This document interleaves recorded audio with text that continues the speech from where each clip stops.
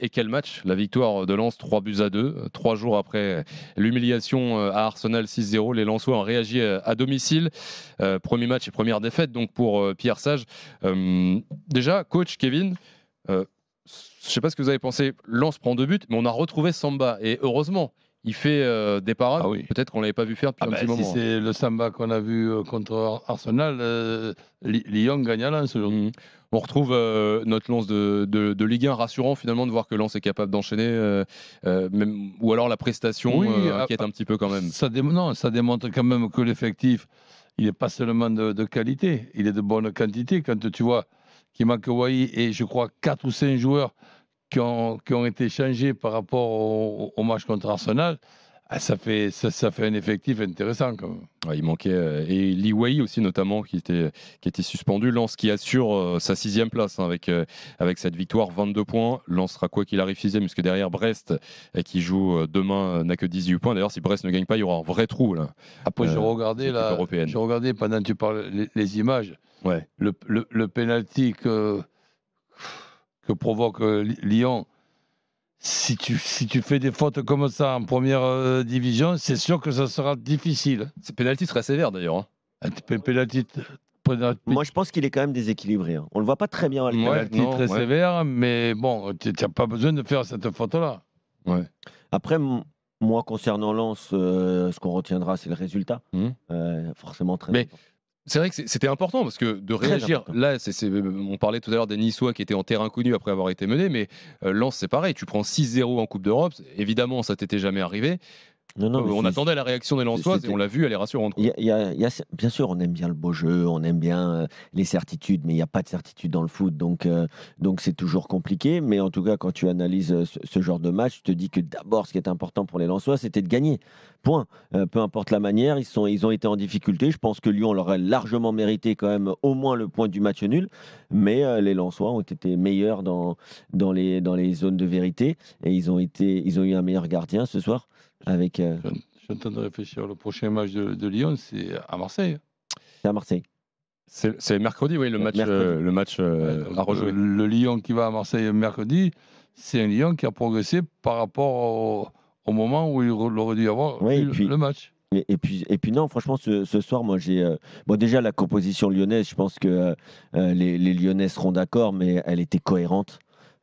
C'était cohérent, il n'y avait pas de vrais ailiers. Tu as écouté la veille la conférence et les explications de Pierre Sage.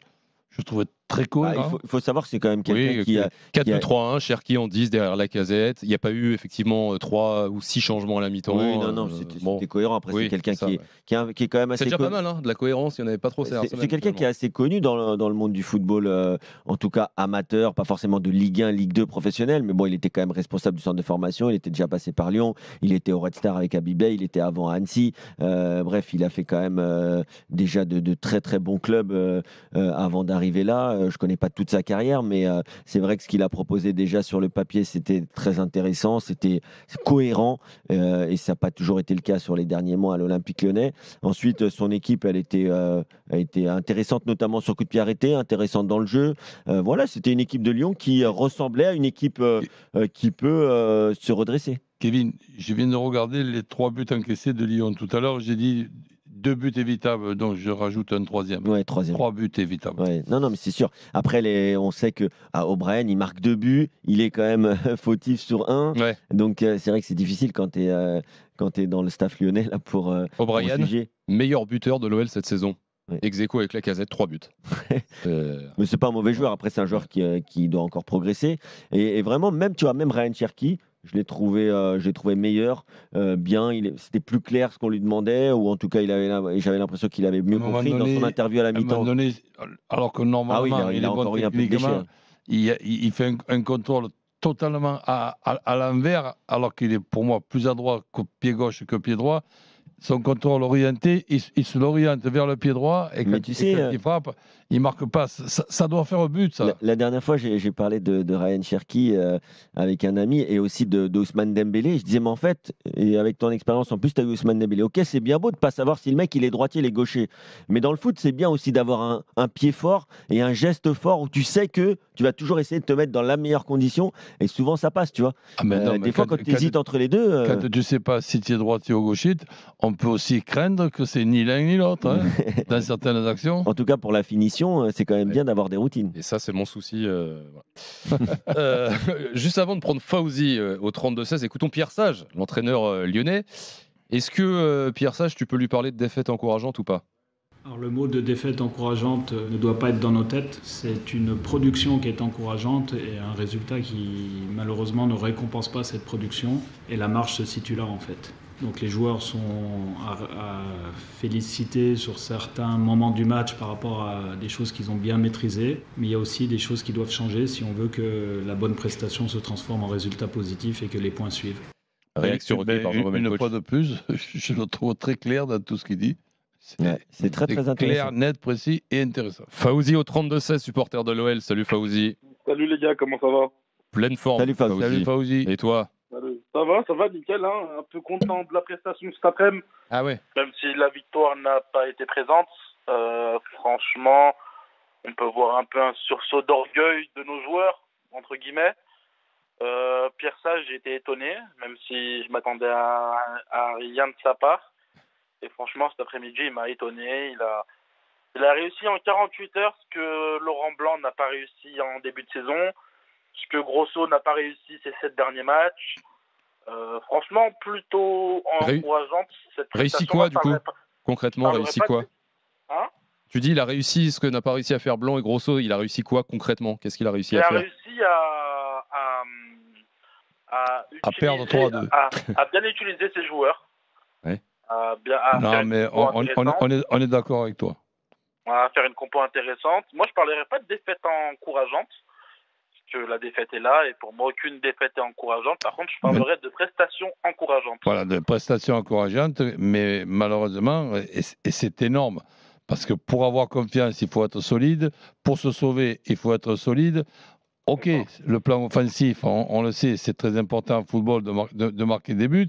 Mais là, les 3 buts encaissés par Lyon sont tout simplement catastrophiques pour se maintenir. Il faut améliorer ça tout de suite. Après, on peut dire que les joueurs ne sont pas en confiance.